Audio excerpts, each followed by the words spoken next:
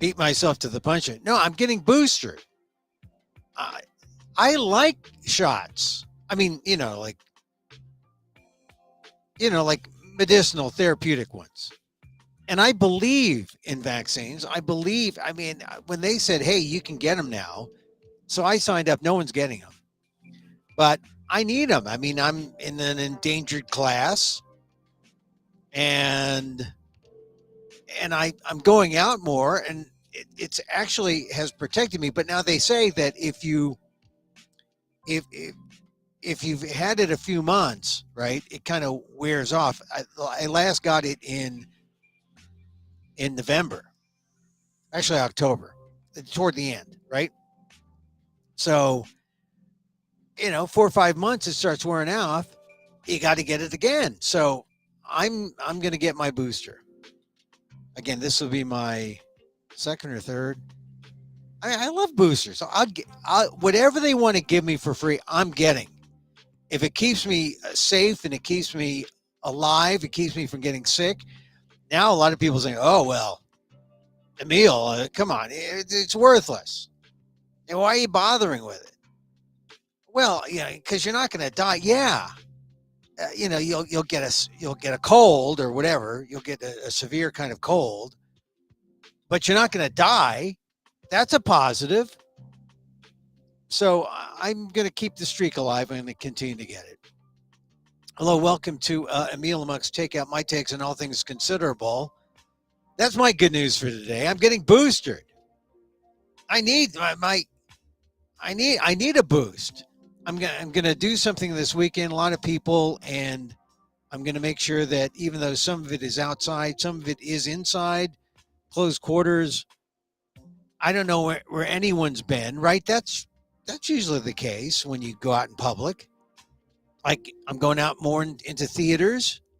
Don't know where anyone's been. I'm usually the only one masked, and I mean it's something to get me out of my closet into the public. And if a booster does that, if that helps me, I'm going to do it. Anyway, big news today, of course. Joe Biden is getting back into the race. Big surprise to no one, especially not to gerontologists everywhere who are wondering, well, it's not bothering Joe Biden how old he is. He keeps saying, how significant is, my age?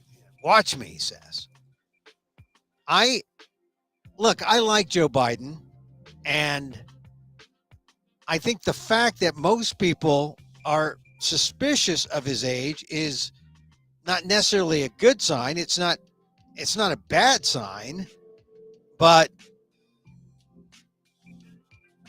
I think it shows America's tendency toward ageism.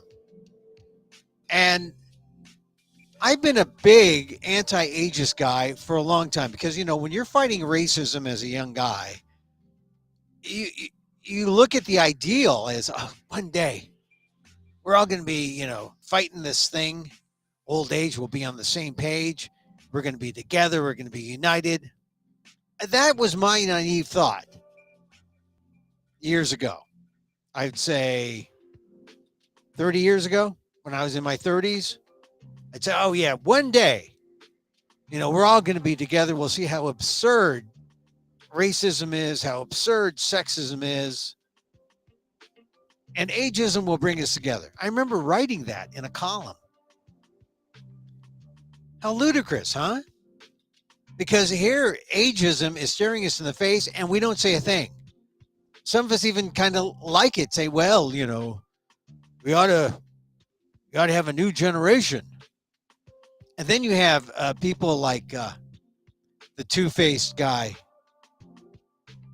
Rokana, progressive House Democrat from Silicon Valley, who I should like because he's for Barbara Lee for Senate, but he wants to push Feinstein out as an example of a kind of an ageist tack. I mean, Feinstein has, as I said, has the right to just bow out or go out on her own terms. Because I don't think she wants to hurt the American people or democracy. She's been a good public servant. She has a right to decide on her own. She doesn't need Ro Khanna to push her out of the way. But Ro Khanna wants to play it both ways. He's ageist when it comes to Feinstein, but when it comes to Joe Biden, he's out there. Hey, CNN, MSNBC, whoever wants to interview me, here I am. Ro Khanna, I'm for Biden, even though the polls are suggesting, right, only half of the Democrats in a poll released last week said Biden should run in 2024, and that a lot of the polls said it was mostly because of age. That was their concern. America's ageist. Or in the case of Ro Khanna just likes he's totally mercenary, playing at both sides. I want to be pure about it. I like Feinstein. I like Biden. They've both done some good things. Feinstein deserves her time to say, okay, that's it. I'm gonna bow out sooner maybe than later. Up to her. I leave it up to her. I'm not going to push her out. She deserves that as a public servant. But Biden, what can people do? People think that, those little clips of him bumbling around saying, or saying, making a mistake, making a Norm Crosby kind of, remember Norm Crosby? That's how I test my memory. If I remember Norm Crosby and the kind of jokes Norm Crosby told, which were the malaprops, the words that don't make sense. If I remember Norm Crosby, that's a good memory test for someone like me. But a lot of people, like the Fox, loves to make fun of Joe Biden doing not anything as bad as Norm Crosby jokes, but they like to make fun of Joe Biden kind of, the bumbler. Well, I'll tell you, he's bumbled his way into helping America's infrastructure, into trying to keep the economy from falling apart. I mean, a lot of people want to say, oh, the economy is so bad. So it's not so bad. The economic reporting is so bad, but frankly, Joe Biden is doing a pretty admirable job at keeping things together.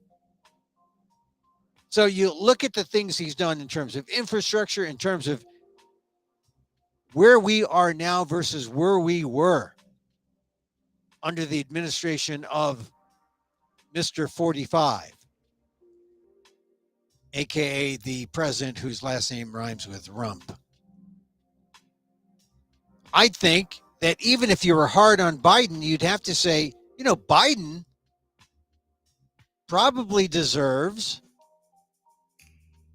considering where we were under that guy, Rump, we probably have to give him at least 2 terms to really get things right. And he's already done a great job, I think. An admirable job now in just, we're not quite 4 years, right? Three something. A second term, he's earned it. Can he do it? People are concerned. He's going to be 86 when he leaves office. We're going to have the grandpa president, which, look, he's experienced, he's knowledgeable, he's wise, and he's got a little for all sides.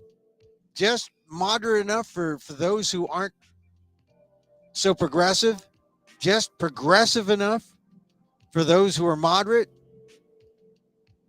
just conservative enough for the conservatives. He's almost the perfect transition guy after the term of the Trump administration. There, I said it. I slipped. I mean, he deserves a second term. And he also deserves the second term because he's been loyal to Kamala Harris, who he sees as an important factor in building that Democratic coalition, Asian, American, African American, Oakland born. I believe she was born in Oakland. Kamala Harris. I think he was wise not to give into what pressure may have existed. Certainly, there was a lot of media to get rid of Kamala Harris, but he was wise to keep her. And I think it's going to be a tough ticket for any Democrat challenger to defeat. Although, I'm not crazy about Robert F. Kennedy, anti-vaxxer, but I admire, have a soft spot in my heart for Marianne Williamson. I mean, she's kind of like the idealistic candidate. What if we ruled with love instead of fear? What if we governed, not ruled, but we governed from a vantage point of love and not fear? Wow, what kind of government will we have? What kind of policies could we have? Of course, that's so totally impractical. Never happened. But tantalizing, the idea. I like it. But fundamentally, or, from a practical standpoint, Joe Biden's the guy. He announced his run, and the only person, the only question I have is, America more ageist than it is racist or sexist? Because we got the racism and sexism taken care of. How ageist are we going to be? And how are we going to let the right and right-wing media define that issue? I went to the first edition of the non-Tucker Carlson Fox News Tonight, or wherever they call it, the primetime show. And big on the blunders. Joe Biden this, Joe Biden can't say this. He's trying to paint him as he's not an incompetent. He might mess up on a line or two, but he doesn't mess up when it comes to getting good policies passed for America and for honest, working Americans. I think that's a losing tack for Fox to go after that ad hominem kind of, in that ad hominem way against Biden. Oh, he stumbles when he speaks. No. He's still a good man compared to the Republican alternatives. And so far, the leading person is a man who's been twice impeached, first indicted former president in history, with another indictment to come. I think that the Democrats would love to see 45 get in there, because when given the choice, no matter Biden can't bumble enough. He can bumble all day. He's not an indicted president or former president. He's not twice impeached. I don't know what the Republicans are going to do, frankly. And the media, the right-wing media, at least if watching Brian Kilmeade fill in for Tucker, well, he's not filling in. He's filling the void of Tucker Carlson, or from Tucker Carlson's absence. Well, it's going to be a rotating host, but but Kilmeade wasn't. It just went on the same kind of path, suggesting that Joe Biden was a bumbler. attacking Biden the man, not attacking policy. So I watched that on Fox last night. And then I watched what else did I watch? Oh, I watched the last Tucker Carlson show, which is a reminder why Tucker Carlson was vile and evil, going after trans people. I mean, that's the thing, right? I mean, you can go back over the years and see old Tucker Carlson shows, and you can see the themes repeated. And now he's not picking on people of color or immigrants as much anymore. Now it's trans and self-mutilation, which is what he calls abortion. Or actually, that was, he called that the other day, self-sacrifice. I know it was something. He was speaking at the Heritage Foundation. But, you know, it's all related. If you're going to kill a baby, you're going to chop up your genitals. I mean, that's part of his whole anti-trans vision. It's unnatural. It's evil. It's blah, blah, blah, blah. Thank goodness he's gone. Thank goodness he's gone. But he will show up again. You know that. You know that they're going to replace him with someone worse, someone not that smart, or not as smart, or not as skillful as Tucker Carlson. And who knows what kind of opposition that's going to be during the 2024 campaign. All right, so then I saw Don Lemon's. I saw what CNN did in lieu of Don Lemon's presence. They quickly etched out his name from the morning show. I saw a recording of that. I like Poppy Harlow. I like Caitlin Collins, but let's face it. You're given a script to read by the network. You're getting paid big bucks to essentially be the mouthpiece for the network. Now, I don't mean to denigrate the journalistic credentials of either Caitlin Collins or Poppy Harlow, but they have employees, or employers rather, and their job is to do their employer's bidding. Doesn't make them lesser journalists. It just means that you know where your bread's buttered, as they say. And so the adage I've coined is, the more money you make, the less you get to say. The less money you make, which for me is zero, the more you can say. And it's true. Tucker Carlson was making between $20 and $30 million a year. He thought he can get away with anything.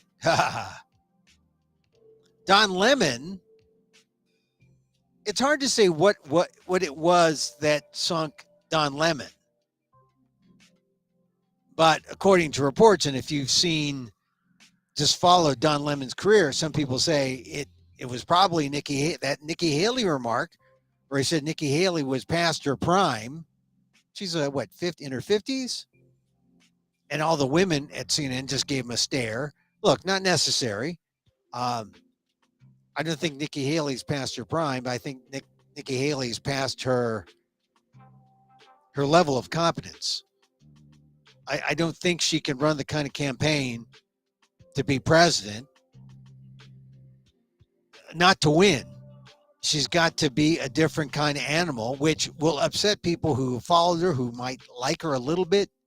She's trying to be a little more moderate when it comes to abortion, because she's a woman and she sees that, hey, I'm a female Republican running for president. How do I get those women that the Democrats are taking away from us? So she's trying to strategize a bit, trying to be a little softer. She made some statements today saying, hey, under Clinton, sometimes abortions were, the rhetoric was sometimes it was necessary. And now it's like abortion all the time. And she was trying to draw some line saying, hey, look, I'm I'm a moderating stand from the Republicans running for president, but I don't know. I don't think Nikki Haley's the answer. So anyway, I don't think Don Lemon hurt her. If anything, Don Lemon helped by saying she was not in her prime years. Surely she's in her prime years. She's in her 50s, not prime baby years. But for running for president, she was. So Lemon was wrong there, but he probably helped Nikki Haley.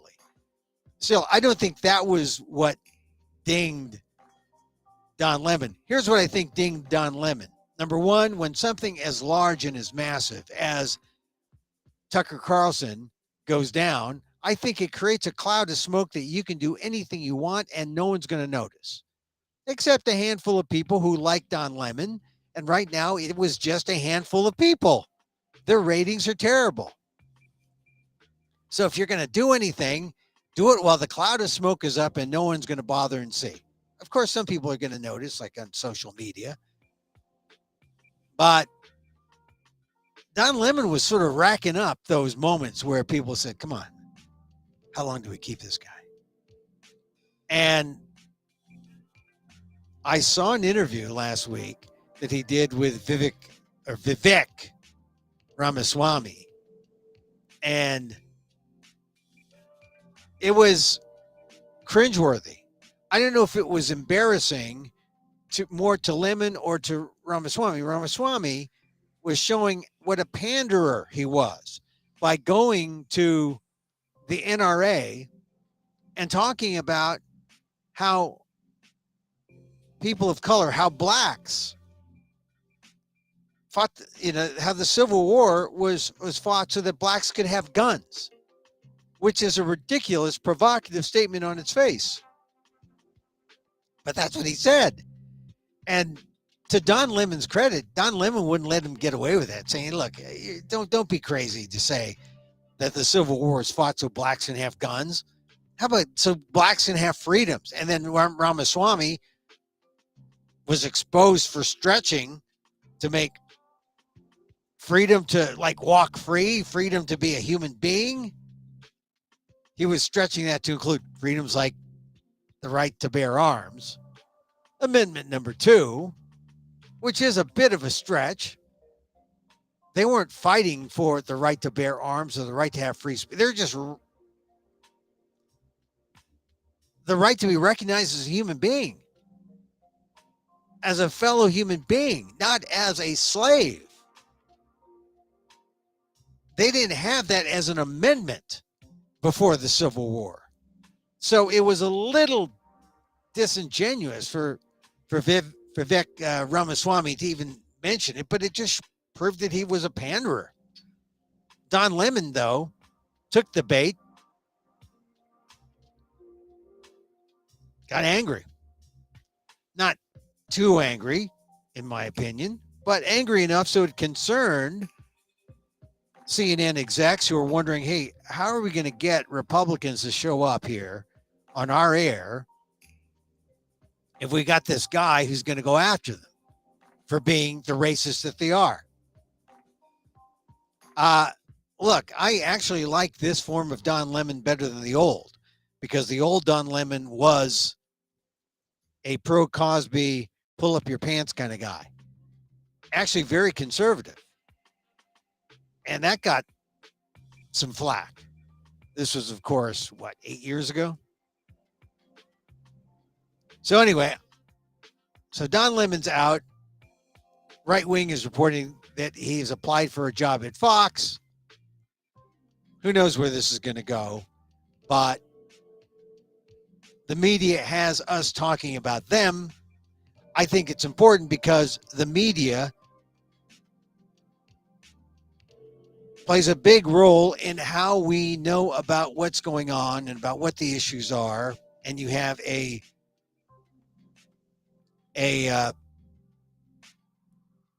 media platform like Fox, propagandistic Fox, and then you have a media channel no one watches right now, CNN. Very little viewership. And these are the silos that are out there. We got to be concerned with the health of our silos is important unless people start getting their news from a variety of silos. But if right now people are just happy with one, not good.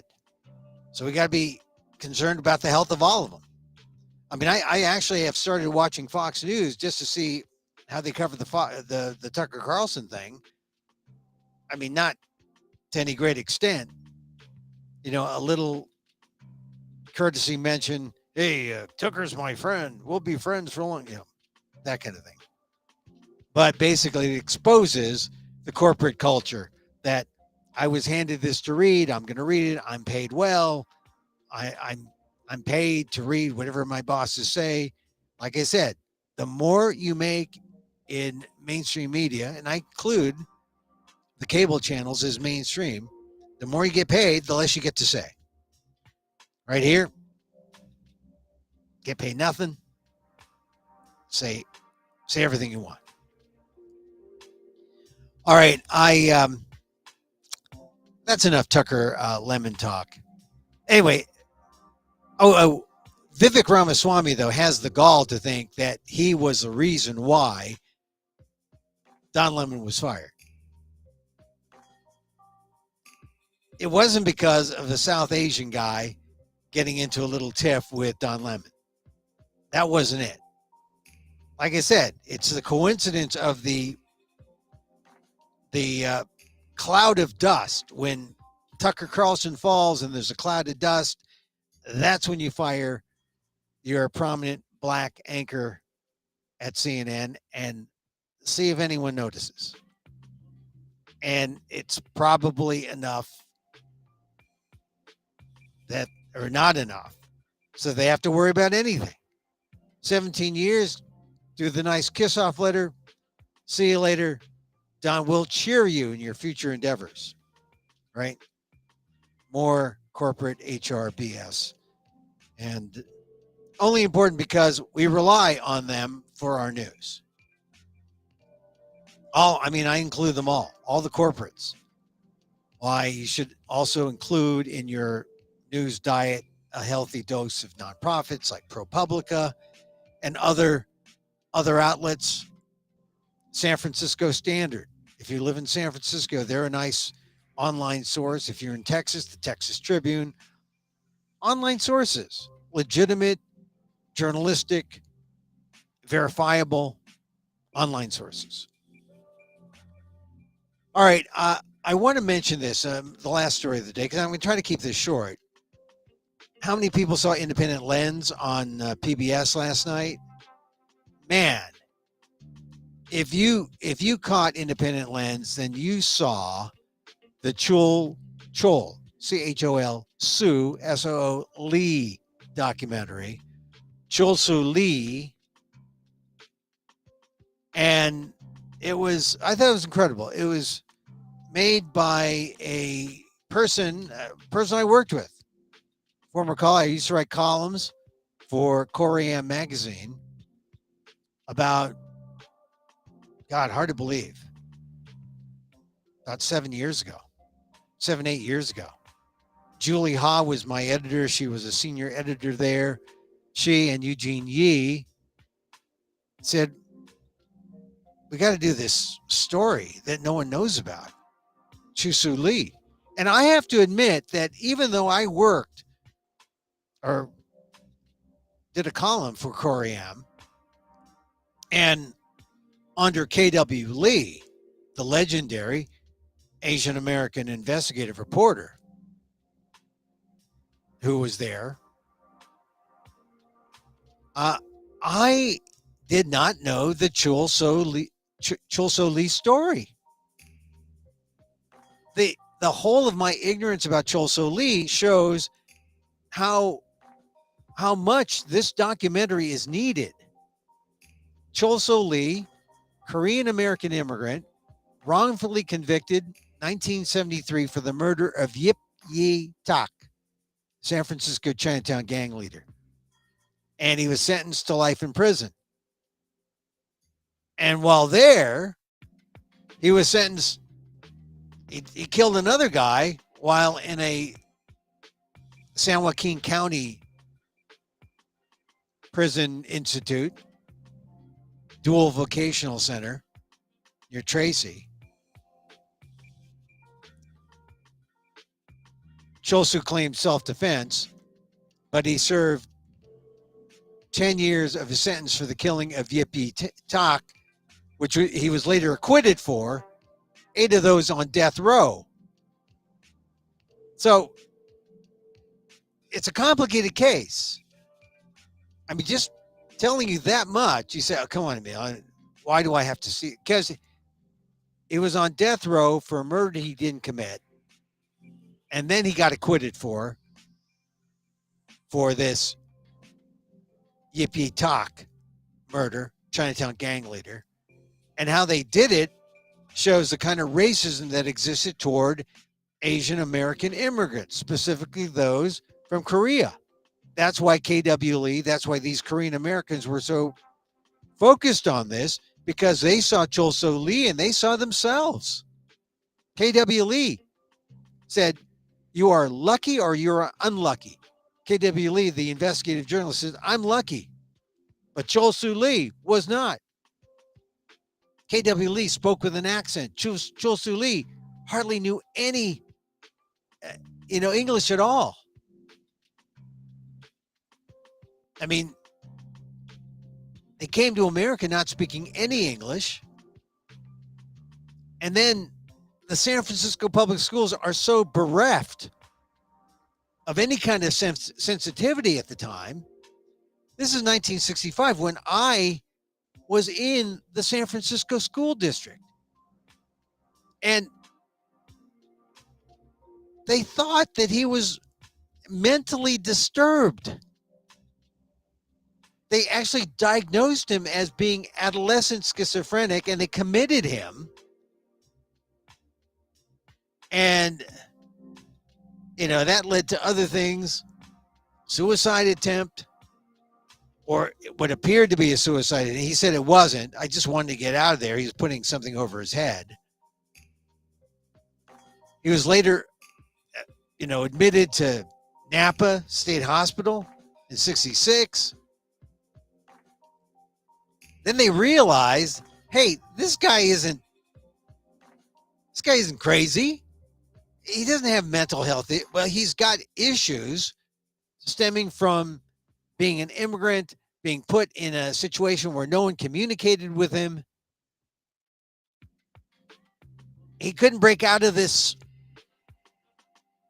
box that said, hey, your choices are prison or jail or mental health hospitals. I mean, he was just stuck in that loop. So he gets arrested in 1973 for this murder that he did not commit, and spends years in jail until young Asian Americans who found out about his case, took up his case, people studying Asian American studies, and they got a self-defense team together. They got him off. So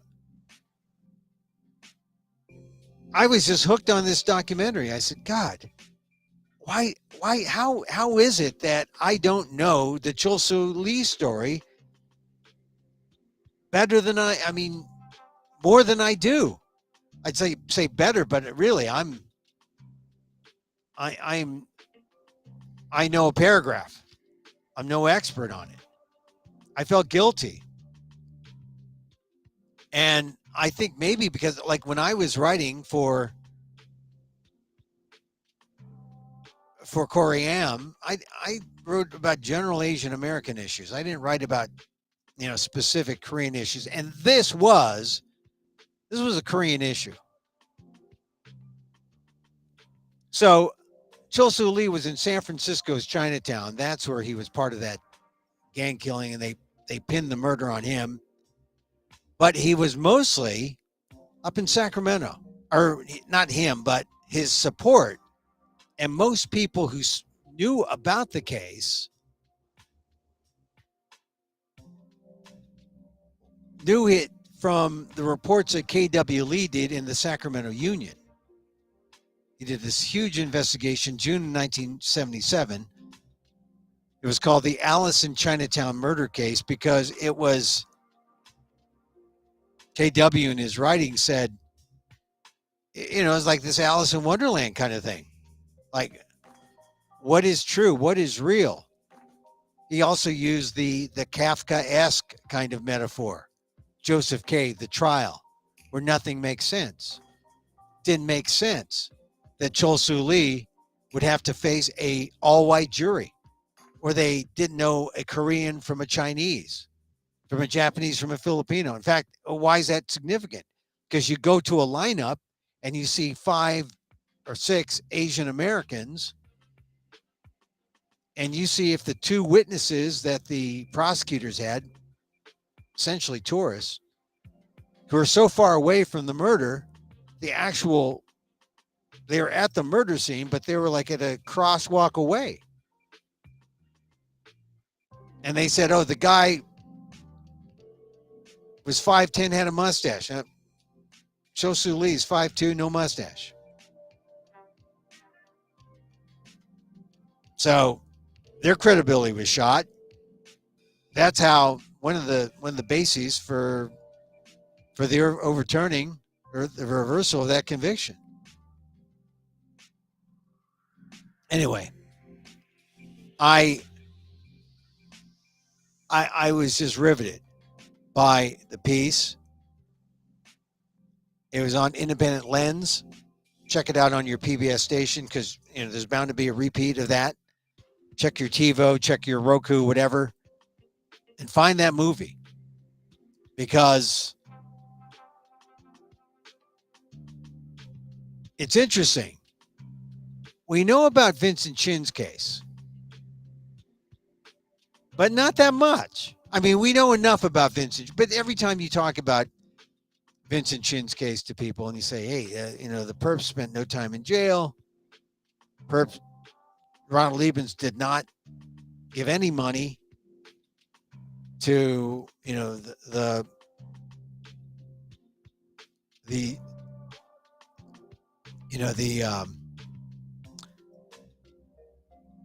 was the money awarded the Chin family. None of it ever paid up by Ronald Liebens. And so we know about that case. And I'm just looking at, it was a story where she's the director with her co-director or producer, Eugene Yee. And they were asked, here's the question. Chul Lee's story is not only an important legal case, but a landmark moment in American history. In reading comments from KW Lee and other people involved, they feel the case was forgotten and pushed to the side. KW mentioned that it was not taught in Asian American studies classes at universities and colleges. Why do you think the case disappeared from the spotlight?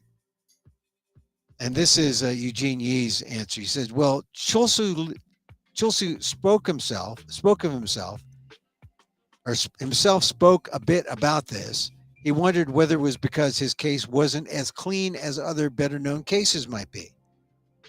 We start the film with the idea that he was no angel.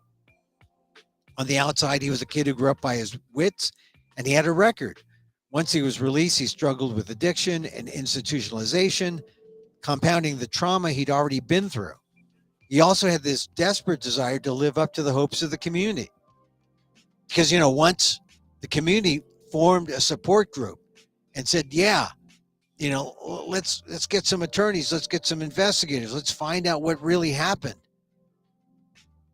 You get young people involved, and then you got generations of people, young people, as well as their parents, as well as their grandparents, because they knew they were just supporting a Korean immigrant just like they were. Eugene Yee says they made him a symbol, and he wanted Chul wanted desperately to pay back this incredible gift of freedom that they'd given him. But this is where I think the film's greatness is, because most of Chul Lee's story is his struggle to be not the angel. Well, it's a struggle to be the angel, but he wasn't the angel. You know, it has the stumbles. It exposes the flaws. He's also very charismatic, and they catch him in some very emotional, very deep moments where he's trying to understand what happened to his life. And I think that whether you watch it, you know, when it was happening, you know, in the 70s and the 80s and the 90s, or whether you watch it right now, 2023, same issues. Asian Americans, not very well understood, even if you speak English. Even if you speak English well, like me. And I just, like I said, riveted by the movie. If you get a chance to see it, Chul Lee, the documentary, PBS Independent Lens, it aired last night on the 14th, or the 24th rather, and will probably be repeated again. Check your local listings. They asked my friend Julie Ha, my former editor, they asked her, the project can be traced to when she attended the funeral of Chul Lee, and she was asked to describe her emotions from that day. And Julie says, back in 2014, Chul passed away at age 62. I had actually attended the funeral to write an obituary for a magazine I was working for. Also, I was worried about K.W. Lee, the journalist in our film. He's been my mentor for 30 years plus. He had become a father figure to Chul and had never expected to outlive him. While at the funeral, I was struck by the emotion in the room, people expressing not just grief, but deep regret. I saw many activists who had come to Chul aid 40 years earlier. A couple of them were saying they regretted not doing enough for Chul. That really took me back because I knew that this was a 6-year-long movement to help free him from prison. They dedicated their lives to helping free this stranger. At one point, K.W. Lee stood up. He was clutching this Buddhist monk's walking stick that Chul had carved for him out of a tree. He was very emotional. He said, "Why is this story underground after all these years?" This was a landmark Pan-Asian American social justice movement, really the first of its kind in our country. And yet, as you said, it was not even taught in Asian American studies classes. It was powerful. K.W. Lee says he starts cursing at the prison system and how even in society it was hard. They tried to put a suit on Chul Lee, get him a job. He didn't make it. He didn't show up to work. And then he got into drugs and went back, got out, was a marked person. Did another thing with the law that required him to be placed in federal witness protection. Who knows where he was? He came back to San Francisco really unhealthy, and he had an issue with his stomach. Died at age 62. I mean, a young man, but who'd been through the ringer, the prison system, and then what happens to people who get out on the outside. Can't deal with it. I mean, I think in many respects, Chul Lee's story because there's a, he was in, he was put in jail, put on death row for a crime he did not commit. There was a triumph. He gets free. You can stop at that story, but that's not the end, because you're alive and now you're a free man with a past and you're trying to make it. The struggle continues, a different kind of struggle. That is a story worth talking about, or worth telling, worth learning from, if you're Asian American, if you're anybody, really. But this story should be taught in Asian American studies classes. Meanwhile, I mean, we do talk about Vincent Chin. I mean, that was a pretty clear cut. He dies at the hands of this murderer who does not serve any time in prison on the criminal side. On the civil side, Ronald Liebens gets a judgment against him. He goes to Nevada and avoids any kind of payments. So that's a different kind of bittersweet story, because then the focus is off of Vincent Chin and onto his mother, who passes away without seeing any of the money from the judgment. The estate is still looking for money. Open question still. What about justice for Vincent Chin? Still an open question. So that's the story, though, that most people concentrate on. And I remember I was slightly older when Vincent Chin's story came up, 1982. And when Chul Soo Lee's story came out, it was the late 70s and then into the 80s. But basically it was, that was a kind of a messy story, as the filmmakers said. They don't know exactly why. I think also it was K.W. Lee's stories on Chul Soo Lee ran up in Sacramento. It was considered a Sacramento story, not as big a local Bay Area story, but more Sacramento. And then I guess it's that may not be totally fair, because the San Francisco police, they were prosecuting. I mean, it was their case, but the heavy journalistic aspect came at the Sacramento Union, K.W. Lee. And then there was also KCRA had an Asian American reporter who actually did a little documentary at KCRA, and some of her footage was very helpful in putting together this new documentary. Anyway, I can't say enough about the Chul Soo Lee documentary, Free Chul Soo Lee. And if you don't know about it, look up, do a Google search, Free Chul, Chol, Soo, Soo, Lee, Lee. And catch it on the Independent Lens series, where they feature it. They showed it all throughout the country. Wherever you're listening, wherever you are,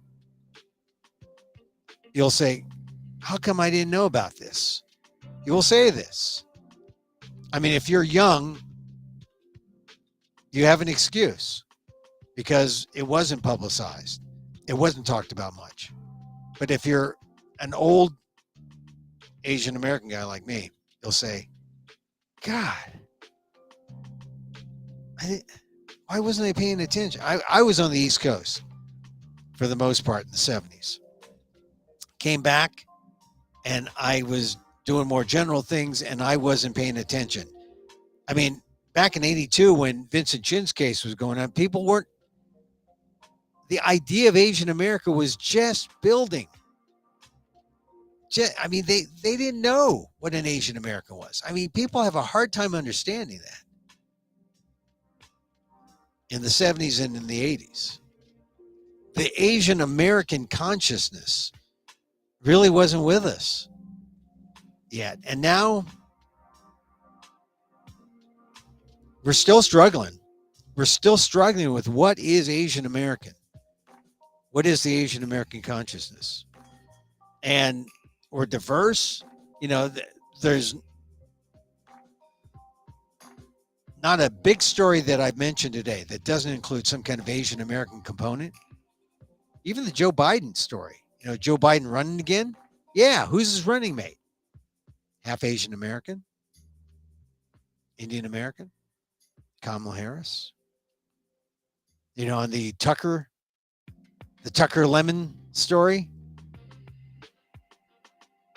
the chief legal officer who had to approve all the things that are coming down the pike against Tucker Carlson, including giving him 10 minutes notice, you know, before calling him up. Viet Din, Asian American. Don Lemon. I mean, an interview with Vivek Ramaswamy might have been the final nail in Don Lemon's career at CNN because it was a very contentious interview. It didn't have to be. And then, of course, there was that interview with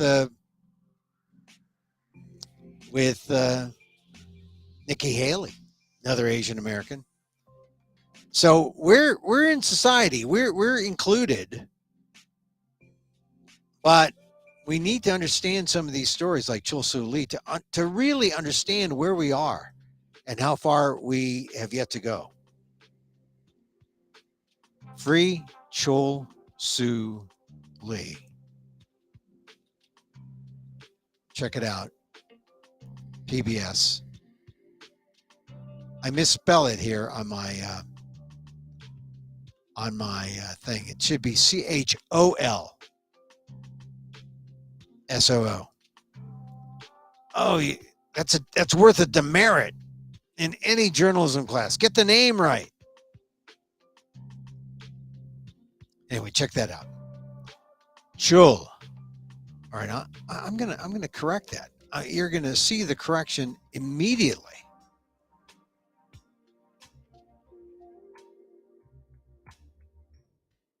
Chul. There it is. Corrected. Chul Soo Lee. All right, regular listeners of the program know that I do this free. So you can always Venmo me. Venmo? You never say Venmo me, Emil. Well, yeah, every now and then I say. Got to pay the streaming bill. Emil-Guillermo. But you know, you can catch us on YouTube.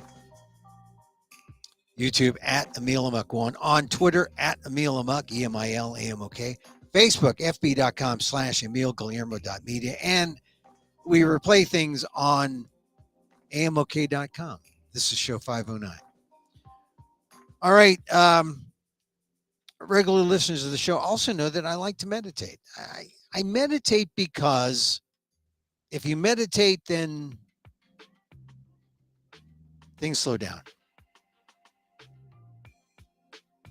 You're not as inundated. It helps. Gives you space.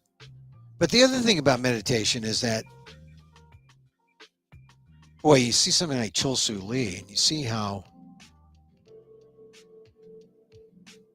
for an immigrant to come here, to feel like you belong, feel like you're wanted. I mean, there's another backstory that's going to surprise you about Chul Soo Lee and his mother.